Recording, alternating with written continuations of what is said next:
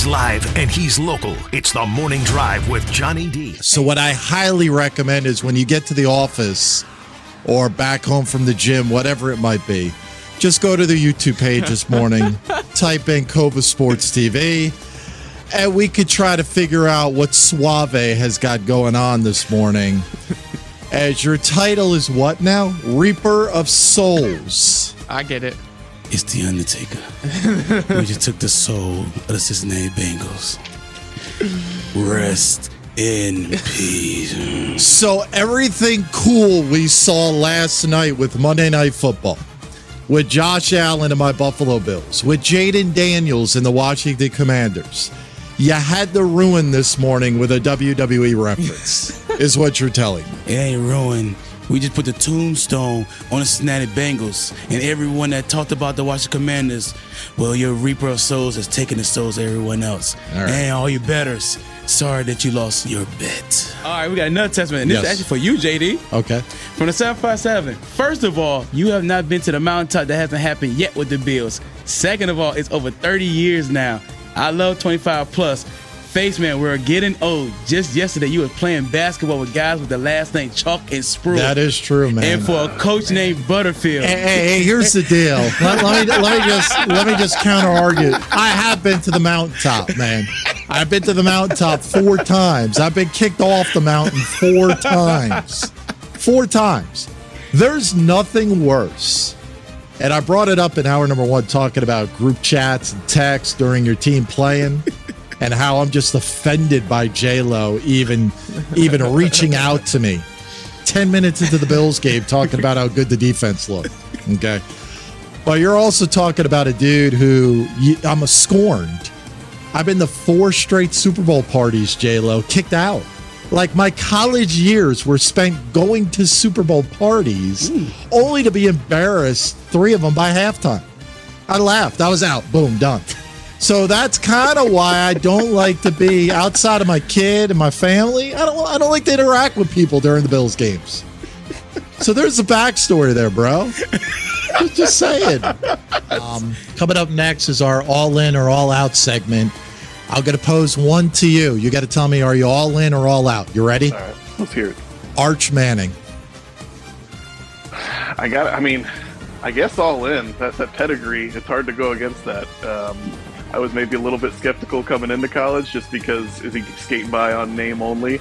But I think what he's shown so far and maybe what the bloodlines tell you, that I think he's going to have a pretty solid career.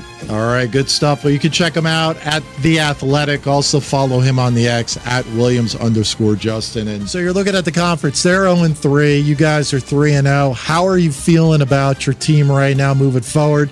The offense is doing enough to win football games. The defense has been fantastic. And then you look at what Baltimore did down in Dallas. Who's the biggest threat to the Steelers right now in the division? The biggest threat to our organization right now is those who carry threats, which means nobody's a threat to us. But if we want to talk about threats, it will probably be the Ravens, the the Birds. They have a phenomenal quarterback. They're dropping passes. Seen a video on the plane where the quarterback and the receiver were disagreeing about a drop ball. So we need more animosity in their organization. Outside of those guys, the Browns with the orange helmets are not a threat. Our defense, we're playing historically. We've only given up 6 points past halftime right now. Hayward's playing lights out. TJ Watt is playing at a 1,000-watt level. So we're living in that. And going forward, we think we could do some damage. Okay. Pacer payroll poll question of the day. Number 2. Do the Washington Commanders have a realistic shot to win the NFC East? Yes or no?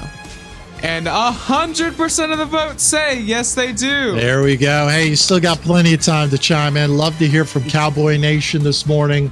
We got a couple of Giant fans that are listening to us. Hey, we're the Giant fans. We're the Eagle fans. Oh, Giants fans here yesterday. They good. Eagles don't talk. Don't look now. Giants win on Thursday night. They're right back in it. Yes, they are. They're right back in it. You're right. So, you can sleep on them if you want. Danny Jones looks a lot better with Malik Neighbors. Yes, he does. He looks a lot better. I saw the number. Malik Neighbors is on track for 218 targets this year. Are you kidding me? 218. Also saw the number this morning that brought a little bit of a smile to my face. Cowboys right now have a 26% chance of making the postseason. Yeah. A lot of good stuff. 742 coming up. All in or all out. We do it next right here on the Morning Drive. But I was curious last night, what would a suave post-game speech to the Commanders look like? That's what I want to see. Now, we know you're all about your Commanders. You got the gear this morning. You got the Sean Taylor jersey and everything else. So I got to know, what would that suave post-game rant, speech, pep talk be to the Washington Commanders? Are you fired up for this? I mean, are you ready to go? Do you need a moment? No, I'm ready. Okay, well, the floor is yours. The floor is mine. Yes. Okay, team. Did y'all see that? You like how that feel? We went in there and we whooped the Bengals behind. Everybody said that we were going to do it. They said you weren't going to do it. Jay and Dan, they said you're a rookie. They said you weren't going to do the passing. You're going to do is running around. But you passed. Terry McLaurin, they said, where were you at? You showed up. What happened? We show up. Commanders. You like how that feel? You like how that feel? That feel good. Do you know you're number one in the NFC East right now? Do you like being number one? Well, let's continue being number one when we go to Arizona. Let's take care of business of that midget Kyler Murray. Let's take care of business against Murray Harrison Jr. in Area 1, and let's be 3-1. We are the Commanders. This how it feels to be winners. You like this feeling? We don't eat W's, we taste W's, and we get W's. So we're going to keep doing it right now, right here. Washington Commanders, throw your left hand up. We're the Commanders, and let's run this thing called the NFC East and get to the playoffs. Are you with me? 1, 2, 3, Commanders. 1, 2, 3, Commanders. Now let's go. And you know what? Practice ain't till Wednesday. Now let's go. There you go, brother. Very nicely done. Look, a lot of passion, a lot of emotion. Hey, WrestleMania, how you doing, man? Yes, sir, Don. How are you, man? I'm good, man. I got a question for you. I see that jersey, by the way. I see that hat. I like. Oh, definitely. Oh, yeah, Sean Taylor. You know what I'm saying? Decked out. Definitely. So, with Jay and Daniel, we're 2-1 right now, and the feeling is good right now. Did this give you almost like a RG3 rookie year vibe, or should we wait for more games to have that type of vibe?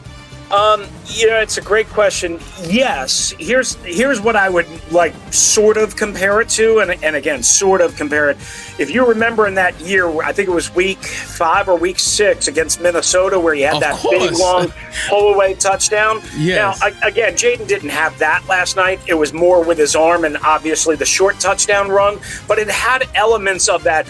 Oh, we're for real. We've got a dog here, right? Mm-hmm. And again, I want to caution everybody, got to keep him standing. Somehow, some way, got to keep him standing and not have him absorb as many shots. And when I say as many, I mean, he took 2 hard shots last night. That's too many for me. But, just as long as they can keep him standing, I know this. I know Jaden Daniels, again, as cool as a cucumber, whatever you want to say about that. His poise, his mental makeup, his command, for lack of a better term, of everything is exactly what you need to succeed in the NFL. And he does remind you in so many different ways of Robert. Right, here we go, John. I walk into Buffalo's locker room. Unlike your rant with the Commanders, boys took care of business. This is what we do. This is who we are. Just another one. We knock them aside. We got Baltimore next week, and we're going to get back to that mountaintop, which is the Super Bowl, and we're going to take care of business. That's it. That's who we are. That's the difference between our fan bases. Commanders, Cowboys, Micah Parsons. Are you guys all in or all out on Micah Parsons this morning? I'll start with J-Lo. I'm all in. You're all in on Micah Parsons. One of the best defensive players in the NFL. And I think it was Hank that brought it up earlier, that the Commanders should trade for Micah Parsons. I tell you, that price tag would be unbelievable to try and acquire him.